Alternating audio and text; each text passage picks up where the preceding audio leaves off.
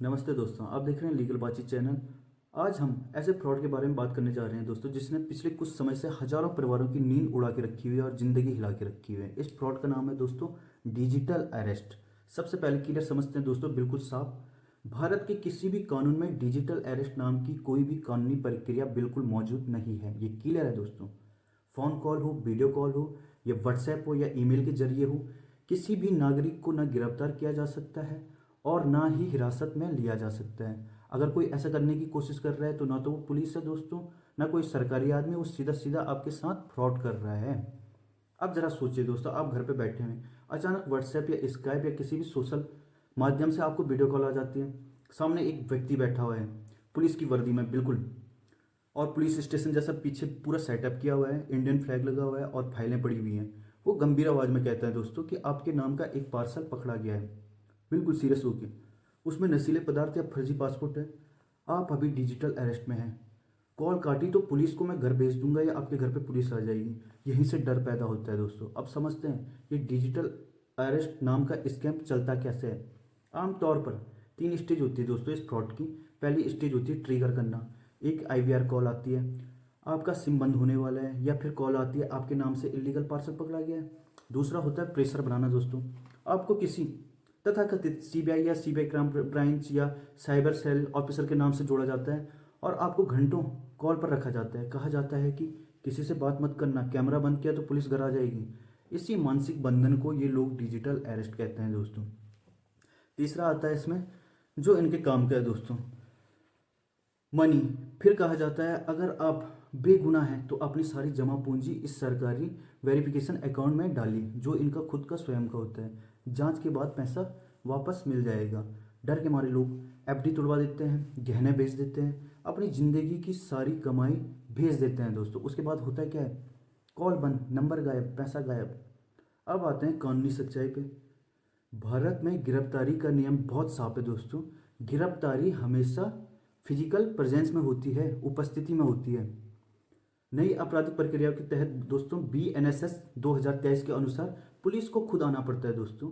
लिखित प्रक्रिया का पालन करना पड़ता है, आदेश बताना पड़ता है, अरेस्ट मेमो बनाना पड़ता है, परिवार या मित्र को सूचना देनी पड़ती है किसी सगे संबंधित के आपकी, तब जाके अरेस्ट किया जाता है। फ़ोन कॉल या वीडियो कॉल इनमें से कुछ भी नहीं होता है दोस्तों।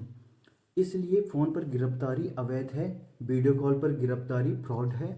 अब सुनिए दोस्तों, सुप्रीम कोर्ट ऑफ इंडिया ने इसी तरह के कई मामलों पर साफ कहा हुआ है, अलग अलग मामलों पे टिप्पणियां दी हुई हैं। यह स्पष्ट किया हुआ है कि ऑनलाइन धमकी, वीडियो कॉल के जरिए डराना, खुद को पुलिस या एजेंसी बताकर पैसे मंगवाना, ये कोई न्यायिक प्रक्रिया नहीं है, ये सीधा सीधा अपराध है।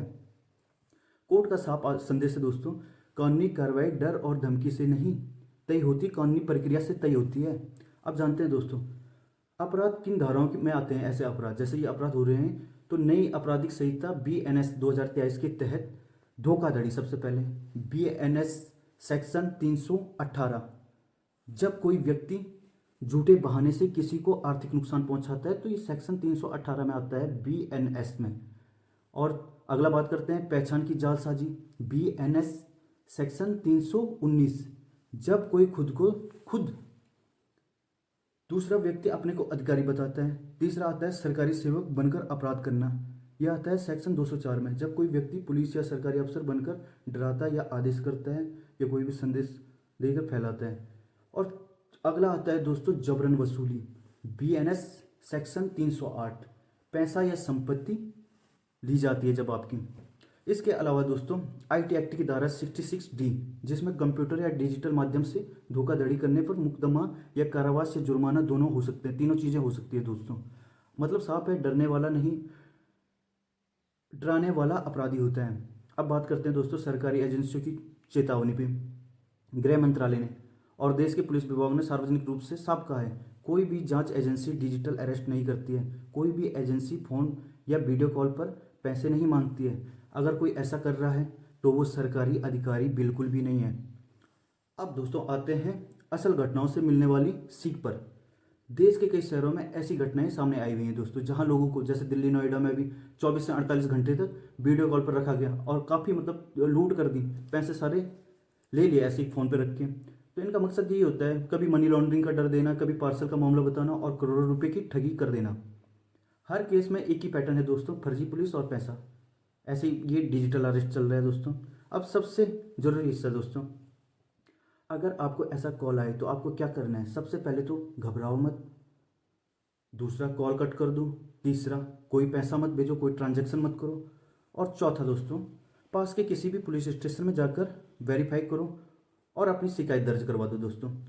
या पांचवा, साइबर क्राइम ऑफिस में कॉल कीजिए, या उसके जितने भी मतलब ऑनलाइन साइट वगैरह हैं वहाँ अपनी शिकायत दर्ज कीजिए। और सबसे ज़रूरी बात दोस्तों, परिवार को बताओ, चुप मत रहो, दोस्त यारों को बताओ और मेरे साथ ऐसी चीज़ें हो रही हैं, क्योंकि कानून डराने के लिए नहीं दोस्तों, कानून रक्षा के लिए होता है।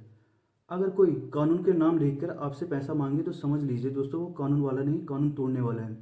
ऐसी जानकारी साझा कीजिए दोस्तों, और अपने माता पिता बुजुर्ग दोस्तों के साथ ज़रूर साझा करना और उनको भी बताना। ये चेतावनी इनके साथ ज़्यादा ऐसी घटनाएं देखने को मिली हुई हैं, क्योंकि एक सही जानकारी करोड़ों की ठगी रोक सकती है। इसी तरह दोस्तों समझिए, मिलते हैं नेक्स्ट वीडियो में। लीगल बातचीत चैनल को सब्सक्राइब जरूर कीजिए। Thank you.